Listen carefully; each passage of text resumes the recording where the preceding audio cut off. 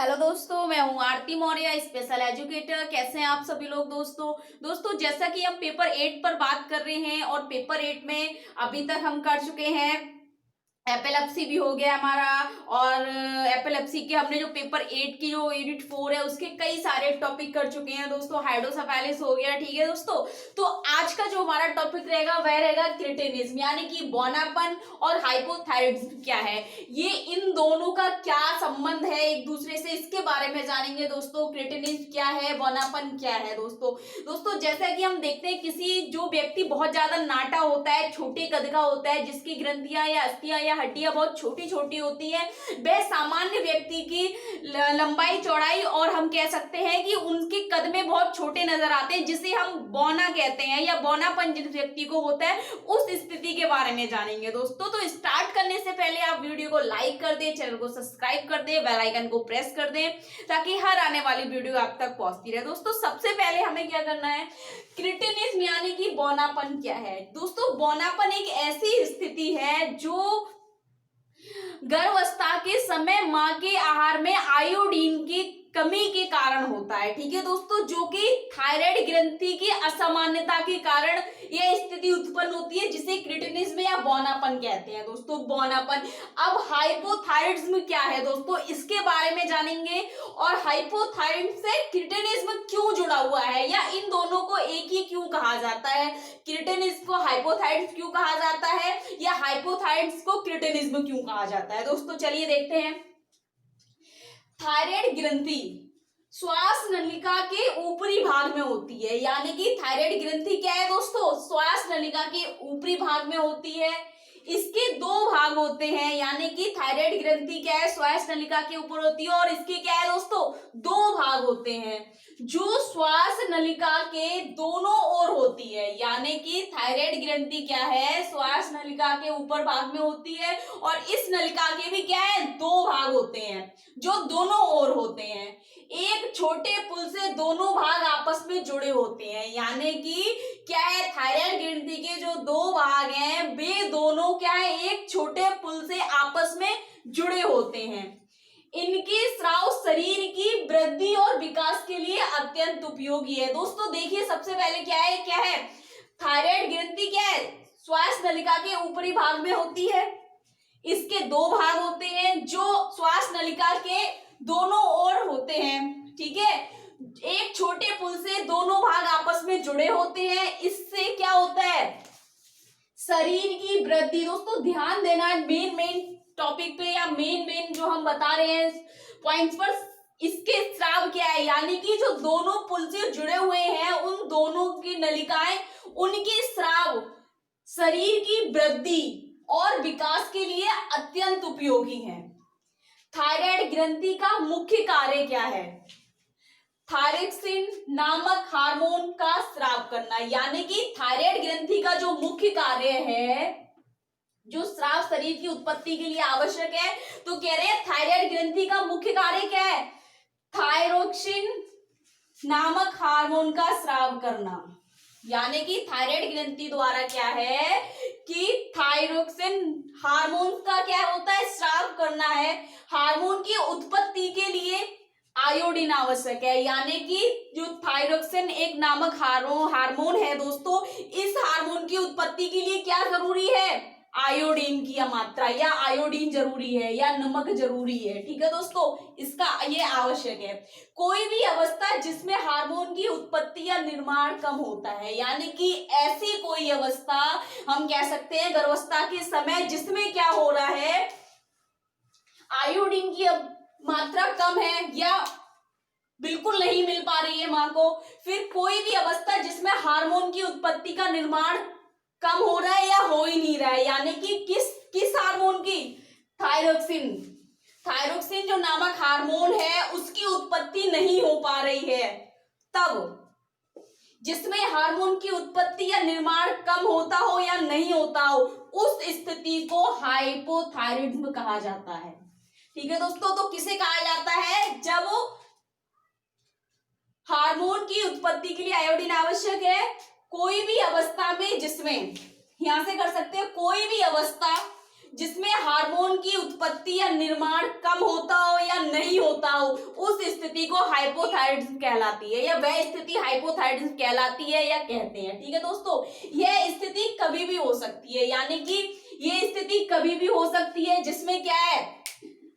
Thyroid ग्रंथि का जो मुख्य कार्य है, दोनों ने लिखा हो हार्मोन्स का स्राव करना, थायरोक्सिन नामक हार्मोन्स का स्राव करना, वह नहीं हो पा रहा है, जिसके कारण क्या हो रहा है, हार्मोन्स की उत्पत्ति नहीं हो पा रही है या कम हो रही है या निर्माण नहीं हो पा रहा है, उस कंडीशन में हाइपोथायराइडिज्म हो रहा है। ठीक है दोस्तों, यह स्थिति कभी भी हो सकती है जब यह जीवन के प्रारंभिक काल में जन्मजात बीमारी के रूप में होता है, यानी कि हम कह सकते हैं बचपन से या जन्मजात या गर्भावस्था से ही कह सकते हैं हम इसको, प्रारंभिक काल में जन्मजात बीमारी के रूप में हो सकता है दोस्तों। तो इसे क्रिटिनिज्म या बौनापन कहा जाता है, यानी कि क्या हो रहा है दोस्तों, जब यह स्थिति जो बता रहे हैं कि अगर थायरोक्सिन नामक हार्मोन्स की उत्पत्ति ना या निर्माण ना होने के कारण क्या हो रहा है, हाइपोथायराइडिज्म हो रहा है दोस्तों, यह स्थिति कभी भी हो सकती है। अगर यह स्थिति जन्म से है या जन्मजात है, तब उस स्थिति को हम क्रिटिनिज्म कहेंगे या बौनापन कहते हैं दोस्तों, जिस स्थिति को, तब हम उस स्थिति को, अगर जन्मजात है, जन्म से ही है या गर्भावस्था से ही है, तब हम उस स्थिति को क्रिटिनिज्म कहेंगे। यदि जब यह जीवन के बाद वाले भाग में होता है, तब इस स्थिति को हम हाइपोथायराइडिज्म कहेंगे, यानी कि जो बच्चा जन्म से है उसे क्रिटिनिज्म कहा जाएगा, और जिस बच्चे को यह समस्या क्या है, जन्म के बाद हो रही है, तब हम उसको हाइपोथायराइडिज्म कहेंगे दोस्तों। ठीक है, इसके कारण दोस्तों, इसके कारण है दोस्तों दोषपूर्ण हार्मोन का उत्पादन।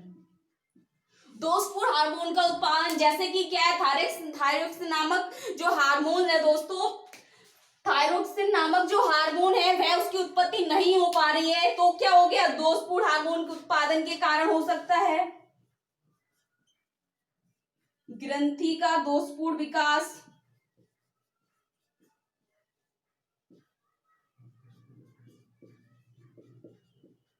एक कारण यह भी हो सकता है दोस्तों ग्रंथि का दोषपूर्ण विकास, यानी कि छोटी छोटी ग्रंथि हम कह सकते हैं, ठीक है, गठी हुई। फिर और है दोस्तों गर्भावस्था में मां के आहार में आयोडीन की कमी,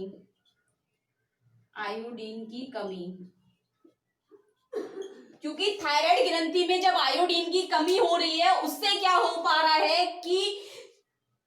आयोडीन की कमी होने से क्या हो रहा है, थायरोक्सिन नामक हार्मोन्स की उत्पत्ति नहीं हो पा रही है, जिसके कारण बच्चा क्रिटिनिज्म है। ठीक है दोस्तों, एक कारण और हो सकता है मां द्वारा अनावश्यक दवाइयों का सेवन। दोस्तों ये कुछ निम्नलिखित इसके कारण बताए गए हैं, जैसे कि दोषपूर्ण हार्मोन का उत्पादन, या ग्रंथि का दोषपूर्ण विकास, या गर्भावस्था में मां के आहार में आयोडीन की कमी, या मां के द्वारा अनावश्यक दवाइयों का सेवन करना। दोस्तों इस कारण जन्मजात या हम कह सकते हैं क्रिटिनिज्म या हाइपोथायराइडिज्म जैसी स्थिति उत्पन्न होती है। दोस्तों इसके लक्षण क्या क्या है दोस्तों,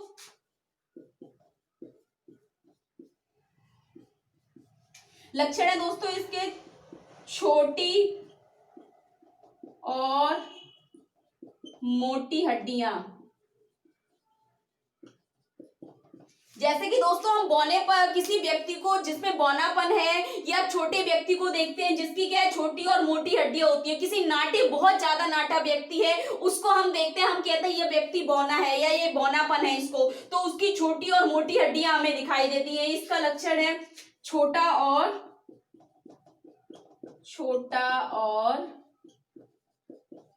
चौड़ा चेहरा।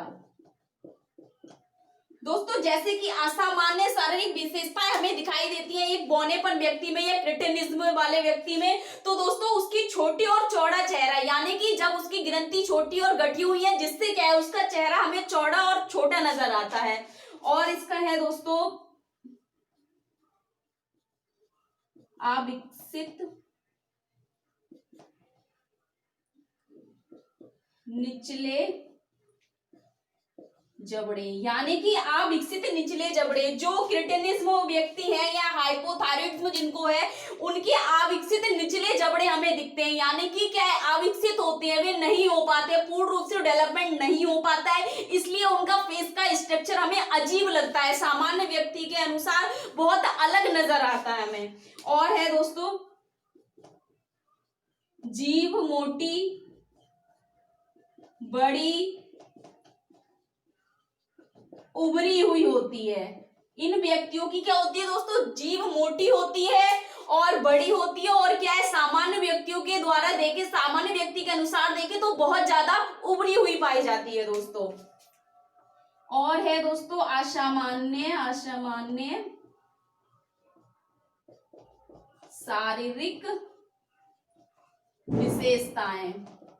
असामान्य शारीरिक विशेषताएं दोस्तों, जैसे कि देख रहे हैं हम, छोटी और मोटी हड्डियां हो गई, जीभ उभरी हुई हो गई या बहुत बड़ी हो गई सामान्य व्यक्ति के अनुसार, और छोटा चेहरा और चौड़ा माथा, इस तरीके से बहुत ज्यादा नाटापन, छोटी उंगलियां, इस प्रकार से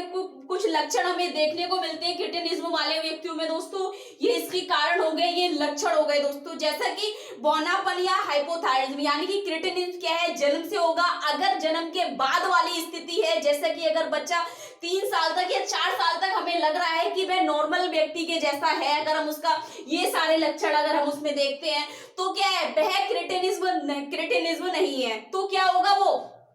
हाइपोथायरॉइडिज्म होगा जिसको। और जो जन्म से होगा बच्चा, और ये हमें सारी चीजें अगर एक सामान्य बच्चे के अनुसार दिखाई दे रही हैं, ये लक्षण दिखाई दे रहे हैं, तो वह क्रिटिनिज्म कहलाता है दोस्तों। अगर इसमें आपको कुछ डाउट लग रहा है, कुछ पूछना है या कुछ समझ नहीं आया, तो कमेंट बॉक्स में जाके कमेंट करें, ज्यादा से ज्यादा वीडियो लाइक करें, चैनल को सब्सक्राइब करें, बेल आइकन को प्रेस करें। Thank you so much.